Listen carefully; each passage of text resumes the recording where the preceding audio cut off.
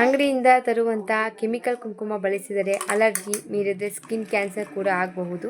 ಇದೆಲ್ಲ ಫೇಸ್ ಮಾಡೋದು ಬೇಡ ಅಂತಂದರೆ ನಾನು ಮನೆಯಲ್ಲೇ ಈಸಿಯಾಗಿ ಕುಂಕುಮ ಮಾಡೋದನ್ನು 7 ನಿಮಿಷದಲ್ಲಿ ತೋರಿಸ್ತೀನಿ, ಬನ್ನಿ ನೋಡೋಣ.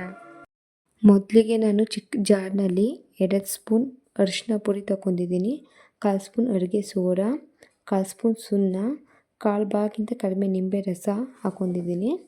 ಅದನ್ನು ಚೆನ್ನಾಗಿ ಮಿಕ್ಸಿಲಿ ಬಾಡಿಸ್ಕೋಬೇಕಾಗುತ್ತೆ. ನೋಡಿ, ಕಲರ್ ಹಾಗೆ ಚೇಂಜ್ ಆಗುತ್ತೆ. ಇದಕ್ಕೆ ಸ್ವಲ್ಪ ತುಪ್ಪ ಹಾಕ್ಕೋಬೇಕಾಗುತ್ತೆ. 4-5 ಹನಿಗಳಾದನ್ನು ಕೂಡ ಬಾಡಿಸ್ಕೋಬೇಕಾಗುತ್ತೆ. ನಮ್ಮ ಕುಂಕುಮ ರೆಡಿ ಆಗಿದೆ. ನಮ್ಮ ಹೋಮ್ ಮೇಡ್ ಕುಂಕುಮ ರೆಡಿ ಆಗಿದೆ. ದೇವರ ಪೂಜೆಗೂ ಬಳಸ್ಕೋಬಹುದು. ಸಿಂಧೂರ ಅಂದರೆ ಕುಂಕುಮ ಇಟ್ಕೊಳ್ಳೋಕ್ಕೂ ಬಳಸ್ಕೋಬಹುದು. ಇಷ್ಟ ಆದರೆ ಶೇರ್ ಮಾಡಿ, ಲೈಕ್ ಮಾಡಿ.